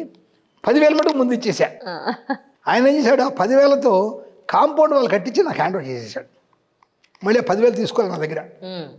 సరే అక్కడ ఏం చేశాను, ఒక మొత్తం బిల్వం చెట్లు వేసి 16 బిల్వం చెట్లు రౌండ్గా పెట్టేసి మధ్యలో ఒక పీఠంలాగా కట్టుకుని దాని మీద తపస్సు చేసుకుందామని పెట్టా. 3 ఏళ్ళు అయింది. బిల్వం చెట్లు లేట్గా పెరిగితే నాకు తెలవదు. ఓహో. సరే 3 ఏళ్ళు అయింది, పెరగట్లేదు సరిగ్గా, చిన్న చిన్నగా ఉన్నాయి. ఏంటని చెప్పి దుఃఖంతో చూస్తే అమ్మవారు నేను కింద ఉన్నాను, గుడి కట్టించమని చెప్పింది. ఓహో. సరే ఇంకా అమ్మవారి సంకల్పం, గుడి కట్టించడం కోసం చేశాను. అట్లా వెళ్తుంటే మల్కాజ్గిరిలో ఒక గుడి కడుతూ వాళ్ళు ఏం చేశారంటే, ఇక్కడ శిల్పులు ఉంటారు కదా, వాళ్ళని అడిగాను ఇట్లా గుడి కట్టడానికి ఎంత అవుతుందంటే 1.25 lakhs అన్నాడు. అప్పట్లో కాదు 1.25 lakhs అంటే ఏముంది, మనం కట్టచ్చు, పర్వాలేదు, ఎట్లా కొట్ట లోన్ తీసుకుని ఇన్సూరెన్స్లో అవి తీసుకుని కట్టచ్చు అని చెప్పి ట్రై చేస్తే దాని ప్రకారంగా ఏంటంటే శంకుస్థాపన చేశాను. శంకుస్థాపన చేసేసి కడదామని చూసేవాడికి శిల్పీలు దాన్ని ఏమంటారంటే ఈ దీనికి సరిపడిన శిల్పులు వేరే ఉంటారు. స్థపతులు వాళ్ళు. స్థపతి ఒక ఎన్విరాన్మెంట్ స్థపతి అనుకోకుండా వచ్చాడు. వచ్చి గుడి కట్టాలని ఇట్లా కట్టకూడదు, మొత్తం గుంట తీయాలి, ఆ గుంట తీసి ఆ గుంటలో 2 అడుగులు ఇసుక వేయాలి, ఆ ఇసుక మీద 2 అడుగుల గ్రేనైట్ మొత్తం కన్స్ట్రక్ట్ చేయాలి, దాని మీద గుడి పట్టు రావాలన్నారు. సరే ఇదేంటా అని చెప్పేసి గుంట తవ్వించాము. గుంట తవ్వించేటప్పటికే నాకు 5,000 ముందు అయిపోయింది గుంట తవ్వించడానికి. తర్వాత ఆ గుంటను ఫిలప్ చేయడానికి నాకు 1,10,000 అయిపోయింది. ఇంకెప్పుడు కట్టేది గుడి? ఎప్పుడు కట్టేది గుడి? సరే ఒక స్నేహితుడు వాళ్ళ పిల్లలకి నేను ట్యూషన్లు చెప్పాను, మా డిపార్ట్మెంట్లో పనిచేస్తాడు. అతను ఏం చేశాడంటే రిటైర్ అయిపోయాడు. అతను డబ్బులన్నీ వచ్చినాయి, నీ దగ్గర నుంచి ఎప్పుడైనా నాకు వస్తుంది, ఏం పర్వాలేదు, నేను ఇస్తాను, గుడి అన్నావు కాబట్టి ముందు మొదలు పెట్టేయమన్నారు. మొదలు పెట్టుకుంటూ వెళ్ళిపోయాం. 9 నెలల్లో మొత్తం గుడి కంప్లీట్ అయిపోయింది. 10.5 లక్షలు అయిపోయింది అప్పటికి. అమ్మ బాబోయ్, అప్పట్లోనే. Oh my God. సో తీసుకొస్తున్నాను, చేస్తున్నాను, వెళ్ళిపోతుంది. పెర మీద నీళ్ళు పోసినట్టే. ఆఖరికి నా దగ్గర మిగిలింది ఒక 30,000 మిగిలినాయి డబ్బులు. గుడి కంప్లీట్ అయిపోయింది, అంతా అయిపోయింది, ఇంకా ప్రతిష్ట చేయాలి విగ్రహాన్ని. సరే డబ్బులు లేవు. ఇక్కడ అడిగితేమో 80,000 కావాలన్నారు. 2000లో 80,000 కావాలన్నారు. 25 ఏళ్ల క్రితం మాటది. 80,000 మినిమం ప్రతిష్ట కార్యక్రమం. లేవు, 30,000 ఉన్నాయి. అప్పు చేయడానికి వీలేదు. ఎవరినో నాకు సహాయం చేయడానికి వస్తే నేను తీర్చుకోవడానికి వేరే. అవును. సరే ఏంటంటే పూర్వాశ్రమంలో చెల్లెలి యొక్క పిన్నమావ గారు గురువు గారు ఉన్నారు. వారు ఏం చేశారంటే నన్ను అక్కడ తీసుకెళ్ళారు. వారి దగ్గరికి వెళ్ళాను. వారు ఎన్విరాన్మెంట్ డిపార్ట్మెంట్లో శ్రీశైలం దానికి హెడ్గా ఉండి మొత్తం ఇచ్చేస్తున్నారు అన్నమాట. సో వారేమన్నారంటే, ఏం నేనంత చీప్గా దొరికానా నీకు, 30,000 అయిపోవటానికి? నాకు అమ్మవారితో ముహూర్తం పెట్టేసింది.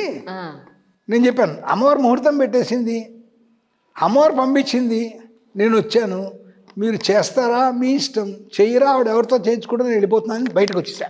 ఓహోహో. విజయవాడ అన్నమాట. బయటకు వస్తే ఆయన టక్కన ఆపేసి ఉండన్నారు. సరే నాకు ఆల్రెడీ ఇంకో ప్రతిష్ట కార్యక్రమం ఉంది, 5 రోజులు చేయకుండా 3 రోజులు నేను కంప్లీట్ చేసేస్తాను, మరి నువ్వు వచ్చాను ఇస్తాను. వచ్చారు. 3 రోజుల్లో కార్యక్రమం చేస్తుంటే మేము ఉభయలము లేవలేదు పీటల మించి. అప్పటికి సన్యాసి కాదు కదా ఇంకా నేను. పీటల మించి లేవకుండా కాన్సన్ట్రేట్ మొత్తం చేశామన్నమాట. ఆయన ఏమన్నారంటే, మీ యొక్క భక్తిగా ఇంత భక్తిగా చేసిన వాళ్ళని ఇప్పటిదాకా నేను ప్రతిష్టలో చూడలేదు, కాబట్టి నాకు నీ 30,000 అక్కర్లేదు. అద్భుతం. మళ్ళీ 40 రోజుల తర్వాత కార్యక్రమం ఉంటుంది, నా శిష్యుడు వచ్చి నీకు ఆ కార్యక్రమం చేస్తారు, కాబట్టి నీతో డబ్బులు నాకు అక్కర్లేదన్న. నేను చెప్పాను, ఇగో మీరు అన్నారు కదా 30,000 నా దగ్గర ఉన్నాయి, ఇగో ఈ డబ్బులు వచ్చినాయి, ఈ డబ్బులన్నీ మీవే, నాకు సంబంధం లేదు, తీసుకెళ్ళిపోమన్నా. ఆయన ఏమన్నారంటే, ఇంకా నేను తీసుకెళ్ళను, ఇవి నువ్వు గుడికే ఖర్చు పెట్టుకో అని చెప్పేసి కార్యక్రమం అయింది. ప్రతిష్టా కార్యక్రమం చాలా బాగా అయింది. ఈ ప్రతిష్టా కార్యక్రమం చేస్తున్నప్పుడు ఒక పాము వచ్చి ప్రదక్షిణం చేసి అక్కడ ఉంది. మేము మా ప్రతిష్టా కార్యక్రమం అంత ఉంది, తర్వాత అక్కడి నుంచి వెళ్ళిపోయింది. సో ఆ విధంగా అయిపోయి ఆ గుడి మొత్తం ఫుల్ అయిపోయింది అన్నమాట. తర్వాత 10 ఏళ్ళకో 15 ఏళ్ళకో మెల్లిమెల్లిగా అప్పులన్నీ తీర్చేసేసా. అంటే మాకేంటంటే ప్రతి ఒక్కళ్ళు అనేవాళ్ళు, నువ్వు సూపరింట్గా పనిచేస్తుంటూ కారు కొనుక్కో, అందరు వస్తున్నారు అని. నేను చెప్పాను, నా కారు మా అమ్మవారు, ఈ కారుకి పెట్రోల్ ఖర్చు, ఆ కారు దానికి పెడితే నాకు మోక్షం అవుతుంటుంది, దీనికి పెడితే వేస్ట్ తప్ప ఇంకేముండదు అని ఒక స్కూటర్ మీదే వెళ్తుండేవాడిని. ఓకే. మళ్ళీ నేను ఎగ్జిక్యూటివ్ ఆఫీసరు, కానీ ఎగ్జిక్యూటివ్ ఆఫీసర్ అయినా కూడా నన్ను కాషాయ వస్త్రంలోనే వెళ్ళేవాడిని. ఇన్స్పెక్టర్ దాకా ఉన్నాను, సూపరింటెండెంట్ కాషాయ వస్త్రంతో వెళ్ళేవాడిని. ఎలవ్ చేశారు. మరి చీఫ్ కమిషనర్ వాళ్ళందరూ కూడా నన్ను పేరుతో పిలిస్తే ఎవరన్నా కాదు, కాల్ హిమ్ స్వామీజీ అనేవాళ్ళు. అట్లా అమ్మవారి యొక్క అనుగ్రహంతో నేనే వాలంటరీ రిటైర్మెంట్ తీసుకున్నా. ఇంకా 5 ఏళ్ల ముందు తీసేసుకున్నా. సర్వీస్ ఉండగా కూడా ఇంకా అయిపోయింది, రెస్పాన్సిబిలిటీస్ అయిపోయినాయి అని చెప్పేసి పిల్లాడి పెళ్లి చేసి వాళ్ళు చెప్పారు. అంటే సన్యాసంకి అనగానే నేను చెప్పాను, నేను సన్యాసం తీసుకుంటున్నాను కాబట్టి నీకు పెళ్లి చేస్తాను, పెళ్లి అయిపోతే నేను తీసుకోవచ్చు, లేకపోతే మటు నేను పెళ్లి చేయడానికి ఉండదు, మీ ఇష్టం అన్నాను. సరే ఒప్పుకున్నారు, పెళ్ళి అయిపోయింది. సన్యాసం ఇంకా ఇటు చేసాం మొత్తం అంతా కూడా చేసి. అందుకని ఏంటంటే అందరికీ భక్తికి ప్రాధాన్యము, డబ్బులకి ప్రాధాన్యం కాదు అని చెప్పేసి దీన్ని డబ్బులకి ఎక్కడ డీలింగ్ లేకుండా మీరు భక్తితో వచ్చేయండి, భక్తితో పూజ చేయండి. అందుకని ఇక్కడ ప్రతి ఒక్కళ్ళు సేవ భక్తితో చేస్తారు. కరెక్ట్. అట్లా ఈ పీఠాన్ని 1984లో అంటే 64లో స్టార్ట్ అయినది, 67కి కరపత్ర స్వామిజీ దర్శనము, 77కి గురువు యొక్క అనుగ్రహము, 84కి పూర్ణదీక్ష, 2009లో సన్యాసం స్వీకరించి ఇప్పటికీ ఈ కార్యక్రమం నడుస్తూ వస్తుంది అన్నమాట. ఇప్పటికి కూడా ఇది ఎక్కడా లేకుండా అంతా ఇట్లా ఆటోమేటిక్గా మా యొక్క దీంతోనే నడుస్తున్నాయి. ఎస్పెషల్ అంటే ఇది 3-4 ఫ్లోర్లు ఉందండి. ఏ ఫ్లోర్లో ఏముంది, కింద ఏ గుళ్ళు ఉన్నాయి అంటే ఏం చెప్తారు? కిందేమో మెయిన్ అమ్మవారిది, అమ్మవారు లలితా త్రిపుర సుందరి. ఆ లలితా త్రిపుర సుందరి శక్తి పంచాయతనం అంటారు. ఈ శక్తి పంచాయతనంగా ఉండి లలిత అమ్మవారు మధ్యలో ఉంటుందన్నమాట. శ్రీచక్ర రాజస్థిత ఆవిడ లెక్క మెయిన్. సో ఇదైన రాజశ్యామల వారాహి దేవతలు. రాజశ్యామల ఏమో మంత్రి, వారాహి ఏమో దండిని అంటే సేనానాయకురాలు. రాత్రిపూట సేనానాయకురాలు వారాహి, పొద్దున పూట సేనానాయకురాలు బగళాముఖి. ఇటు పక్కన లక్ష్మి ఉంది, అంటే సప్తశతిలో ఉన్న దుర్గా అదన్నమాట. మధ్యలో 3 భాగాలు ఉంటాయి సప్తశతిలో, మహాకాళి, మహాలక్ష్మి, మహాసరస్వతి. అది మహాలక్ష్మి. ఈ 4 అక్కడ ఉన్నారన్నమాట. అంటే లక్ష్మి కావాల్సిన ఎప్పుడెప్పుడు ఏ డబ్బులు ఎవరికి ఎట్లా కావాలో ఆవిడ చూసుకుంటుంది. రాజశ్యామల మంత్రి, ఏం కావాలో ఆవిడ చూసుకుంటుంది, నాకు సంబంధం లేదు. గుడికి ఏ ఇబ్బందులు రాకుండా రాత్రిపూట చూసుకునే కూడా వారాహి ఉంది, పొద్దున పూట చూసుకునే కూడా బగళాముఖి ఉంది అక్కడ. సో ఇటు పక్కన లక్ష్మీ గణపతి మొట్టమొదటి లేడు. మేము గృహప్రవేశం చేస్తున్నప్పుడు ఒకళ్ళు ఒక గణపతి విగ్రహం పట్టుకొచ్చి నాకు ఇచ్చారు, చక్కది. వాళ్ళ ఇంట్లో ఉంటే బాగుందంటే అది పట్టుకొచ్చి ద్వారం ముందు పెట్టారన్నమాట. కొంతకాలం తర్వాత వాళ్ళు అది తీసుకెళ్తా ఉన్నారు. ఇంతకాలం ఉంది తీసుకెళ్తా ఉన్నారు, ఇదేంటి అని చెప్పి అంటే ఇక్కడ గణపతి పెట్టాలి కదా అని చెప్పేసి ఏం చేశారంటే అనుకోగా లక్ష్మీ గణపతి మా దీని నుంచి వచ్చింది, మహాబలిపురం నుంచి. అది అక్కడ ప్రతిష్ఠ చేశా. ఉన్న విగ్రహాలన్నింటిలో కూడా లక్ష్మీ గణపతి విగ్రహంది చాలా కాస్ట్లీయెస్ట్. అదేంటంటే గంట మోగినట్టు మోగుతుంది, రైట్ రైట్ రైట్, కంగానే మోగుతుంది అన్నమాట. అది అది ఆయన వచ్చి కూర్చున్నాడు అక్కడ. కూర్చుని మొత్తం ఇదంతా ఆయన చూసుకున్నాడు లక్ష్మీ గణపతి. అది కింద అండి. మనకి ఫస్ట్ ఫ్లోర్ సెకండ్ ఫ్లోర్లో ఉన్నాయి, ఒకసారి చెప్పండి. ఫస్ట్ ఫ్లోర్లోనేమో గృహస్థుల కోసం అని చెప్పేసి ఉంచా. శిష్యులు ఉంటారు కదా, వాళ్ళు అక్కడ ఉంటాం కానీ పూర్వాశ్రమంలో కొడుకుండేవాళ్ళు లేదా శిష్యులు, ఇప్పుడు వాళ్ళు శిష్యులు అక్కడ దాంట్లో ఉంటున్నారు ఫస్ట్ ఫ్లోర్లో ఒకళ్ళు.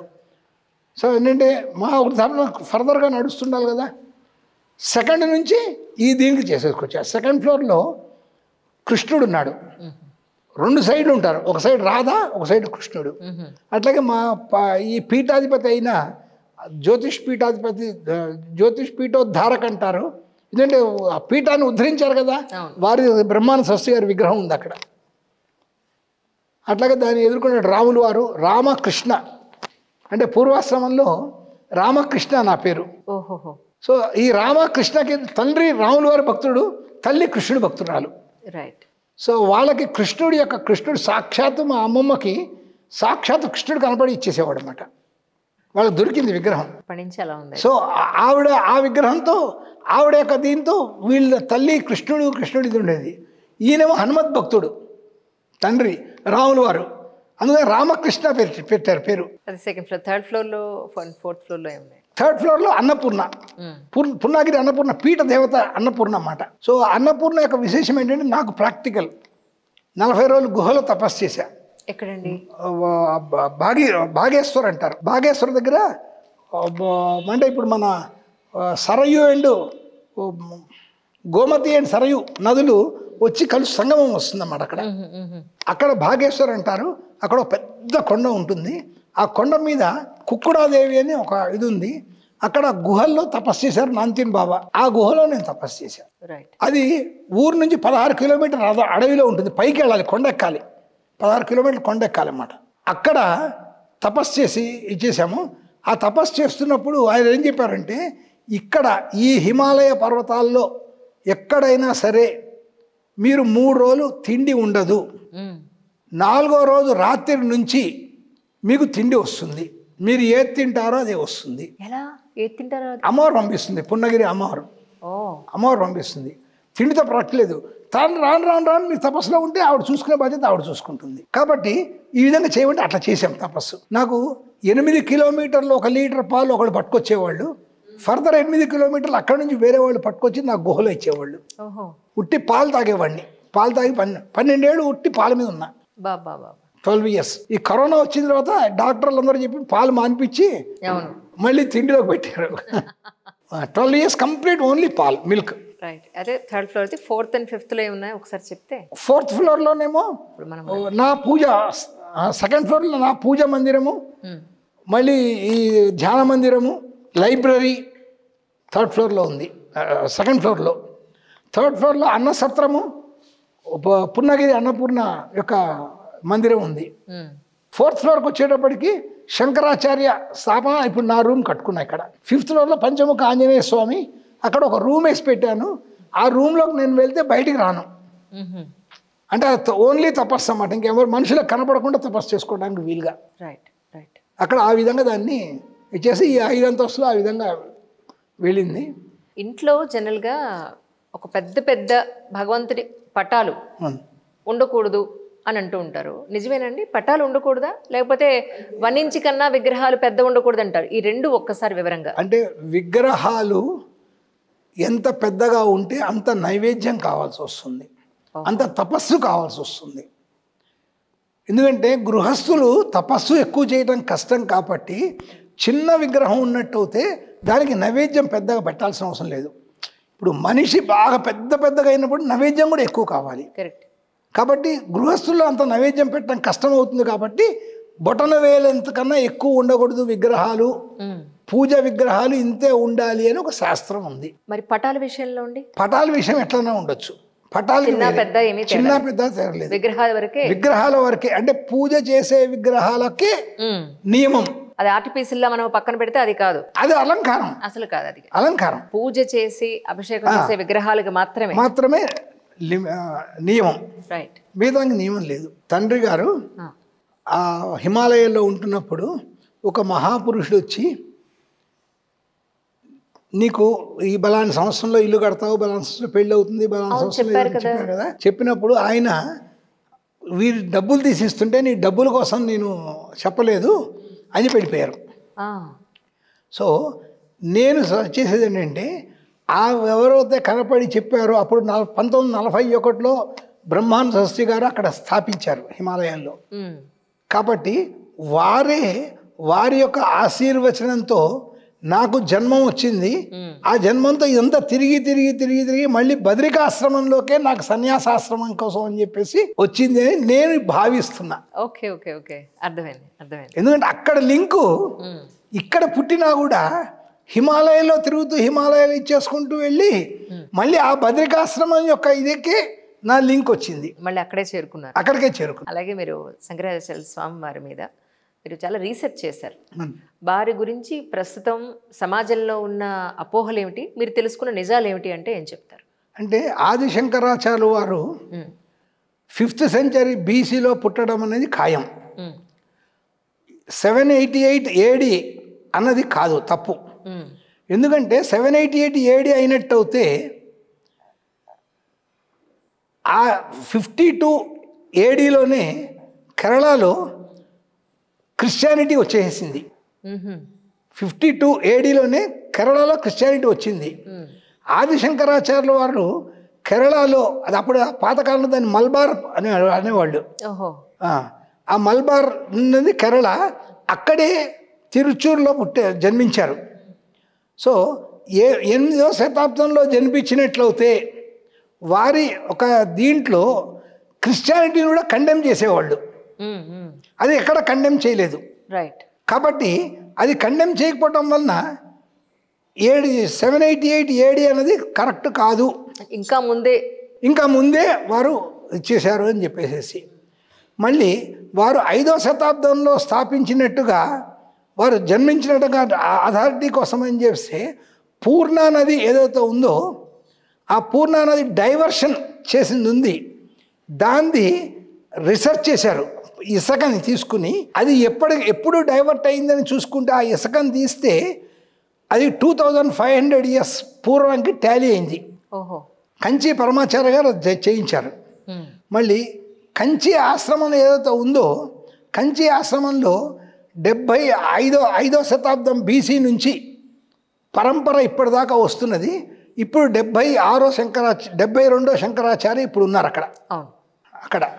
అదేవిధంగా బద్రికాశ్రమం ఉంది. బద్రికాశ్రమంలో కూడా 5వ సెంచరీ BCలో స్థాపించినట్టుగా అథారిటీ ఉంది. ఈ ఆశ్రమాలు ఏం చేశారంటే తూర్పున గోవర్ధన పీఠాన్ని 484 BCలో ప్రతిష్ఠ చేశారు, స్థాపించారు. అట్లాగే దక్షిణాన కూడలి మఠాన్ని 483లో ఆది శంకరాచార్యులు స్థాపించినట్టుగా గురు పరంపర కనపడుతున్నది. అట్లాగే పశ్చిమ ద్వారకాలో 492లో ప్రతిష్ఠ చేసినట్టుగా కార్యక్రమం కనపడుతున్నది. మళ్ళీ కంచి కామకోటలో 482లో చేసినట్టుగా ఉంది. అంటే ఈ పీఠాల్లో గురు పరంపర అప్పటి నుంచి వస్తున్నది, ఉన్నాయి. సో ఈ 100 ఏళ్ల కిందట పబ్లిష్ చేసిన పుస్తకాల్లో కూడా ఉంది. ఈ శృంగేరి ఇప్పుడున్న పీఠం ఏంటంటే కూడలి పీఠంలో ఒరిజినల్గా ఆ పీఠం ఉంది. కానీ ఈ పీఠం ఏమైందంటే విద్యారణ్యుల వారు ఎవరైతే ఉన్నారో విద్యారణ్యుల వారు చాలా బీద పరిస్థితిలో ఉండి అమ్మవారిని తపస్సు చేశారు, డబ్బుల కోసమని అమ్మవారిని తపస్సు చేశారు, అఖండ తపస్సు చేశారు. కానీ ఇది కాలేదు, ఒక ఆవృత్తి అయిపోయింది. అంటే ఒక ఆవృత్తి అంటే 24 లక్షలమ్మ, 24 లక్షలు అమ్మవారు దర్శనమీలా డబ్బులు రాలేదు.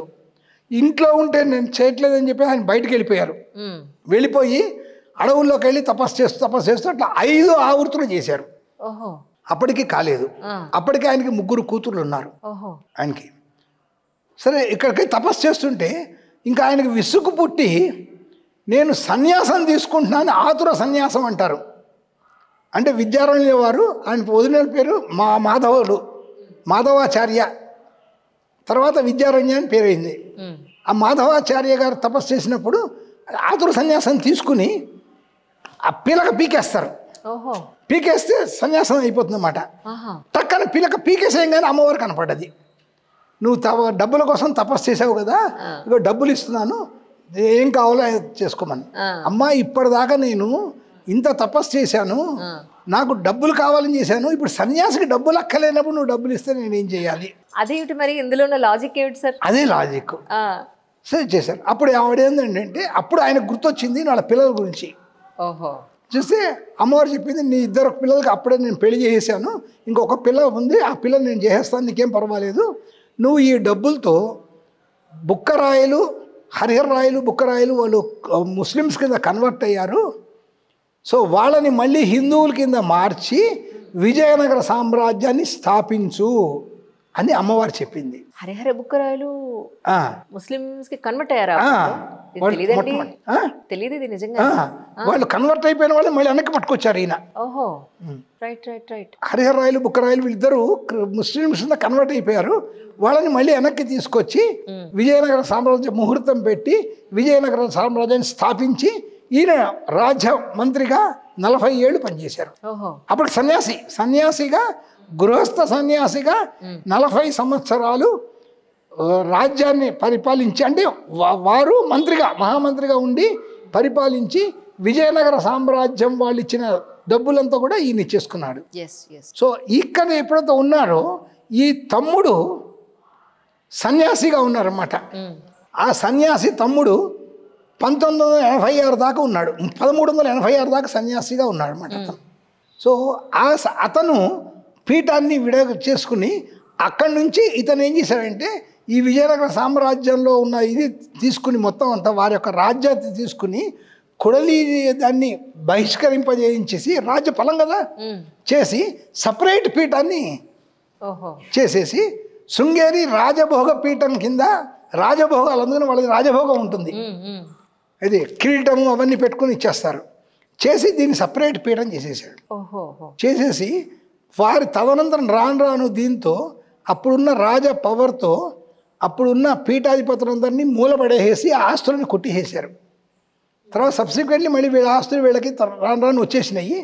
ఇట్లా శృంగేరి వారు ఏం చేశారంటే ప్రతి ఒక్కళ్ళ మీద కేసులు వేసి Bombay high court, Madras high court and Nizam దీంట్లో వేసి అట్లా వాళ్ళ ఏ పీఠాలు వచ్చినాయో వాటిలన్నింటినీ మూలపడేసి వాళ్ళది రాజ్యపీఠంగా నడుచుకుంటూ వచ్చారు.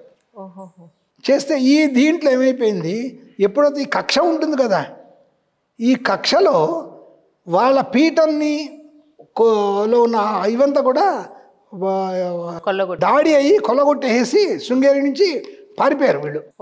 పారిపోయి అది సచ్చిదానంద భారతి నృసింహ భారతి 3 టైంలో వాళ్ళు అక్కడి నుంచి వెళ్ళగొట్టబడ్డారు. వెళ్ళగొట్టి వాళ్ళదున్న ఒరిజినల్ శివలింగము ఎత్తుకుపోయారు, రత్నగర్భగణపతి ఎత్తుకుపోయారు, ఆస్తులు బంగారం వెంగారం మొత్తం ఎత్తుకుపోవడం అయిపోయింది అన్నమాట. దానికి వేరే స్టోరీ ఉంది, మీకు గూగుల్లో వస్తుంది. అది వెళ్ళిపోయింది. తర్వాత సబ్సిక్వెంట్లీ దాన్ని విరూపాక్ష పీఠం అని చెప్పేసి వచ్చింది. ఆ విరూపాక్ష పీఠం పీఠాధిపతి ఎవరైతే ఉన్నారో కళ్యాణానంద భారతి వారు మళ్ళీ వీడి మీద కేసు వేసి శ్రీచక్రం మాది ఒరిజినల్ మీది కాదని చెప్పేసి ఆ శ్రీచక్రం కూడా తీసుకున్నారు. ఇప్పుడు ఆ శ్రీచక్రము ప్రెజెంట్లీ గుంటూరులో ఉన్న శంకరమఠంలో ఉంది. ఇప్పుడు వారి దగ్గర ఒరిజినల్ శివలింగం లేదు, స్ఫటికలింగము, ఒరిజినల్ శ్రీచక్రం లేదు. ఓకే ఓకే, అంటే ఇప్పుడున్నది టిప్పు సుల్తాన్ ఇచ్చిన శివలింగం ఉంది. అది మీకు హిస్టరీలో కనపడుతుంది. అవునండి అవునండి, టిప్పు సుల్తాన్ ఇచ్చింది ఇందులో ఉంది, హిస్టరీ ఆఫ్ దీంట్లో. అండ్ ఇది శృంగేరి దీంట్లో శృంగేరి బి కృష్ణన్ అని చెప్పేసి ఈ శృంగేరి చరిత్ర రీసెర్చ్ చేశారన్నమాట. దీంట్లో ఎన్ని కేసులు వేశారు, ఏమేం కేసులు, వాళ్ళు అన్నీ ఓడిపోవటం వలన ఆఖరికి ఏం చేశారంటే వేసిన కేసులన్నీ ఓడిపోయారు. మీది శృంగేరి ఒరిజినల్ మఠం కాదు అని చెప్పేసి 1960 కన్నా ముందు మద్రాస్ హైకోర్టు జడ్జిమెంట్ ఇచ్చింది. కంచి వారిది ఒరిజినల్ ఆదిశంకరాచార్యులు 5వ శతాబ్దంలో స్థాపించిన పీఠము, మీది 14వ సెంచరీలో అంటే 1380లో ఈయన చేసిన విద్యారణ్యం స్థాపించిన పీఠము. ఎందుకంటే మీ చూర్ణిక, ఒరిజినల్ చూర్ణిక విద్యారణ్యం నుంచే స్టార్ట్ అవుతుంది.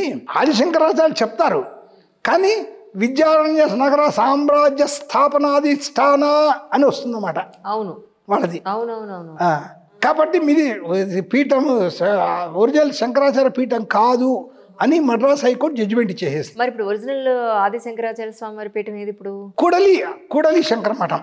ఆహా, అక్కడే శృంగేరిలోనే వీళ్ళు ఏం చేశారంటే సబ్సిక్వెంట్లు ఏం చేశారంటే, ఇదివరకు శృంగేరి అనేది మొత్తం పెద్దగా ఉండేది, దాన్ని వీళ్ళ రాజబలంతో అది షిమోగాలోకి వెళ్ళిపోయి చేశారు. ఓహో, మన ఇండిపెండెన్స్ వచ్చిన తర్వాత రైట్ రైట్ రైట్. 1960 తర్వాత 72లో అట్లా చేసి దాన్ని సుమోగాలోకి వెళ్ళి శృంగేరి అనకుండా ఉండటం కోసమని కూడలి శంకర మఠం సుమోగా అంటారు.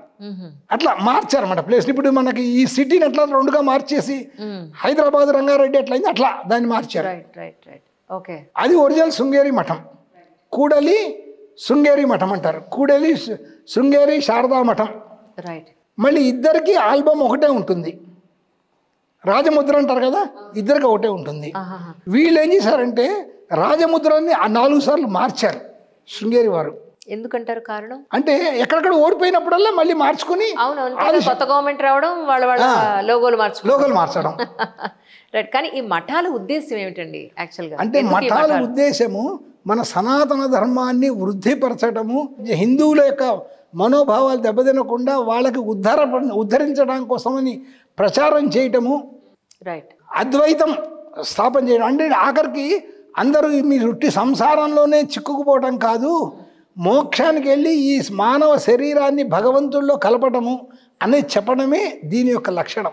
రైట్. కానీ ఈ 4 మఠాల మధ్య ఉన్న విభేదాల సంగతి అంటే ఏం చెప్తారు మరి? అంటే విభేదాలు అనేప్పటికీ ఏమైందంటే, ఇప్పుడు జోషిమఠ్ ఉంది, 165 ఏళ్ళు ఖాళీగా ఉంది. సబ్సిక్వెంట్లీ బ్రహ్మానంద సరస్వతి గారు వచ్చారు.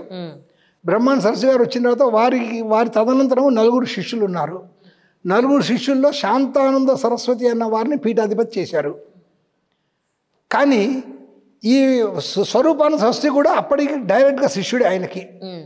నాకు పీఠం రాలేదు కాబట్టి నేను సపరేట్ పీఠం చేస్తానని చెప్పేసి కాంగ్రెస్ గవర్నమెంట్తో కలిసి ఇందిరాగాంధీ ద్వారా ఈయన పీఠాధిపత్యం తీసుకున్నాడు స్వరూపానంద సరస్వతి. ఇప్పుడు ఏమైంది, 2 పీఠాలు అయిపోయినాయి, కోర్టు వేశారు. కోర్టు 50 ఏళ్ళ నుంచి కేసు నడుస్తూనే ఉంది. కాంగ్రెస్ గవర్నమెంట్ కోర్టు మటుకు సెటిల్మెంట్ కాకుండా పెండింగ్ పెండింగ్ పెండింగ్. మోడీ గారు వచ్చా కూడా ఏం సెటిల్ అవ్వలేదండి. అంటే సెటిల్ అవడానికి ఏంటంటే అంత ఇదిగా కాదు కదా. అవునవును అవును. అంటే కాశ్మీర్ లాంటి సిచ్యువేషన్ చూసిన తర్వాత సో ఈ మఠాలది తర్వాత చేయాలి, చేయటానికి చేశారు. కానీ ఇప్పుడు మాట్లాడొద్దన్నారు. ఇంతలో ఏమైపోయింది, శృంగేరి వారు కాంగ్రెస్ వారు సపోర్ట్ శృంగేరి వారికి ఉంది. అందుకని ఎప్పుడైతే స్వరూపానంద సరస్వతి చర్యను సాధించారో ఇమీడియట్గా కాంగ్రెస్ వాళ్ళ ప్రోద్బలంతో ఏం చేశారు, శృంగేరి భారతీ తీర్థ గారు ఇమీడియట్లీ అక్కడ ఇద్దరిని మాకు అగేనెస్ట్గా ఇంకో మతాన్ని పట్టాభిషేకం చేసేసారు. ఏంటి అక్కడ పిలిచి ఉట్టిగా వచ్చేసి నీళ్లు చల్లి పట్టాభిషేకం చేశారు శృంగేరిలో. అది చేయడానికి వీల్లేదు, అట్లా అది కాదు. ఏ పీఠం ఉందో ఆ పీఠంలో చేయాలి. ఆ పీఠంలో మాది ఉంది, మా కబ్జాలో ఉంది. ఈ కబ్జాలో ఉన్న పీఠానికి ఎక్కడ చేస్తారు, చేయడానికి వీల్లేదు. అక్కడ చేసేసారు. దానికి సుప్రీంకోర్టులో కేసు వేస్తే కంటెంప్ట్ ఆఫ్ కోర్ట్ వచ్చింది. ఓకే, కంటెంప్ట్ ఆఫ్ కోర్ట్ని తప్పించుకోవడానికి ఏం చేశారు, విఆర్ గౌరీ శంకర్ అని ఉన్నారు వారి దగ్గర సిఇఓ. ఆ సిఇఓ మీద అది పెట్టేసి తప్పు సిఇఓ మాకు తప్పుగా ఇచ్చాడు కాబట్టి మేము చేసామని సిఇఓని తీసేశారు. కానీ ఎస్పెషలీ ఈ పీఠాల మధ్య కానీ స్వామీజీల మధ్య కానీ ఈ రాజకీయ పార్టీలు రావడం కొంచెం బాధాకరం. కానీ ఇక్కడ ఏంటంటే ఎప్పుడైతే చంద్రశేఖర భారతి దాకా పీఠం చాలా బాగా జరిగింది. మళ్ళీ అదే పీఠంలో ఉన్న 33వ శంకరాచార్య సచ్చిదానంద శివానేమో భారతి వారు 1910లో వారి తపశ్శక్తితో శృంగేరి కాలడిలో ఆదిశంకరాచార్యులు వారు ఎక్కడ పుట్టారు ఆ స్థలాన్ని వారికి తపస్సు చేసి నిర్ణయించారు. దాన్ని నిర్ణయించి అక్కడికి వెళ్ళి తపస్సు చేస్తుంటే ఒక స్త్రీ, విధవ స్త్రీ, తెల్లని చీర కట్టుకుని ఆయనకి కనపడి ఉమ్, చెప్పింది బలాని చోట ఆది శంకరాచార్యులు పుట్టిన స్థలము, ఉమ్, అక్కడ ఒక అశోక వృక్షం పెరిగింది, ఉమ్, ఆ అశోక వృక్షం కింద నాది సమాధి ఉంది, అది మా ఇల్లు, అక్కడ ఆది శంకరాచార్యులు వారు పుట్టారు అని చెప్పేసి ఆవిడ ఆ స్థలాన్ని నిర్ధారణ చేసింది. ఇది 1910, 1910లో. ఉమ్, అప్పుడు వారు ఏం చేశారంటే ఆ స్థలాన్ని నిర్ధారించి అక్కడ ఆదిశంకరాచార్యుల వారికి విగ్రహ స్థాపన చేసి అక్కడ ఒక శిలాఫలకం పెట్టించారు. ఆ శిలాఫలకం ఏమిటంటే ఇక్కడ 2000 సంవత్సరములకు పూర్వము ఉమ్, ఆదిశంకరాచార్యుల వారు జన్మించారు అని అక్కడ శిలాఫలకం ఆయన స్థాపించారు. Okay okay. ఇది 33వ శంకరాచార్య సచ్చిదానంద శివానివ భారతి. దీన్ని బట్టి మన మన హిందుత్వం ఆ. ఎన్ని వేల సంవత్సరాల క్రితం నుంచి ఉందో చూడండి. ఉమ్, సో చేసిన దాన్ని ఉమ్, 1972లో అప్పుడున్న అభినవ విద్యా తీర్థ 33, 34, 35వ శంకరాచార్య ఆయన కంప్లీట్ పొలిటికల్ ఇదన్నమాట. అంటే కాంగ్రెస్తో లింక్ ఉంది వారికి. సో దాని మీద బోల్డని కేసులు ఉన్నాయి వాళ్ళకి. దీని మీద ఆ కేసులు కావాలంటే గవర్నమెంట్ సపోర్ట్ కావాలి. సో గవర్నమెంట్ సపోర్ట్ తీసుకుని ఏం చేశారంటే వారు ఆదిశంకరాచార్యులు పుట్టిన దాన్నే మార్చేసడం కోసమని మ్యాక్స్ ముల్లర్ అంటారు. మ్యాక్స్ ముల్లరు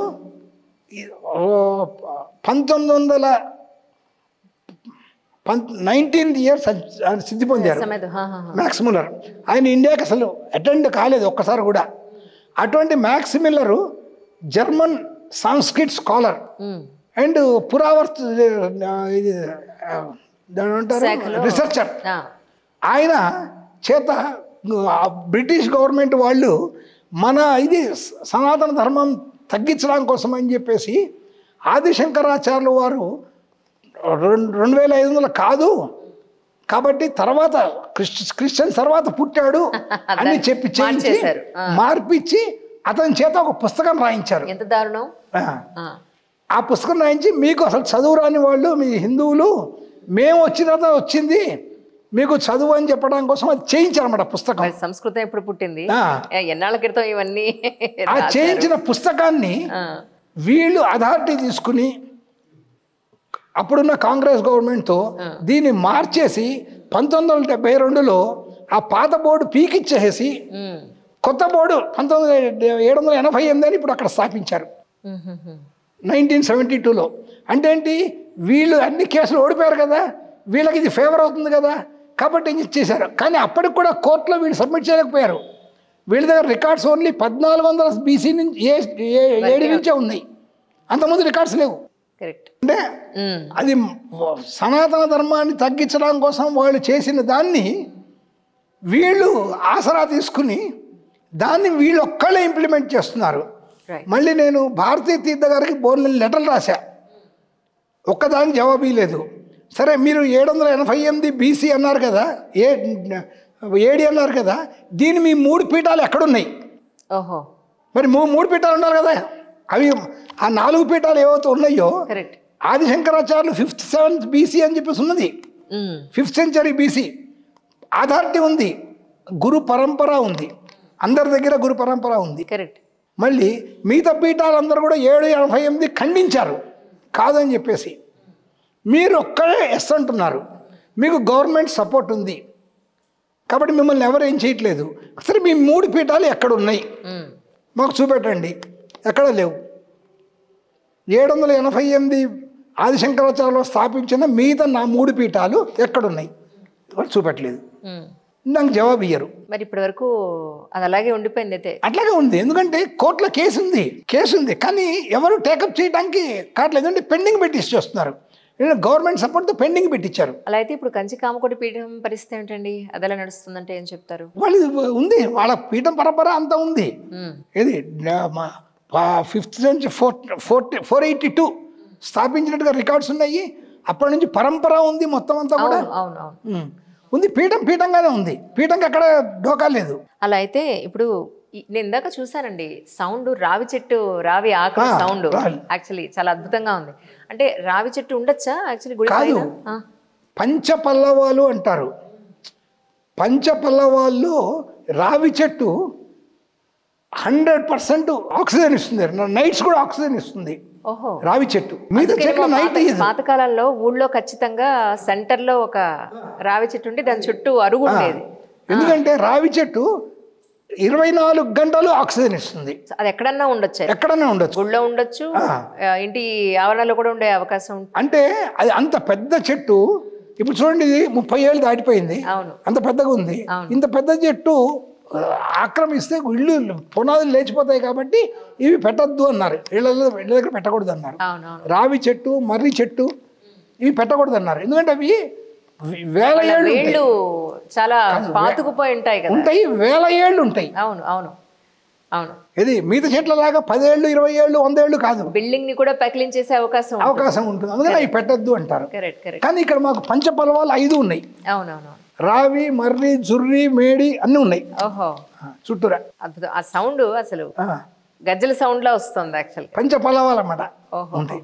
అట్లా కదంబ వనం కూడా ఉంది. కదంబ వనవాసిని అమ్మవారు కదంబ చెట్టు ఉంది పక్కనే. ఇప్పుడు మీరు ఈ గుడి స్థాపించారు, సన్యాసాశ్రమం తీసుకున్నారు, మీరు చేయగలిగే సేవ అంతా చేస్తున్నారు.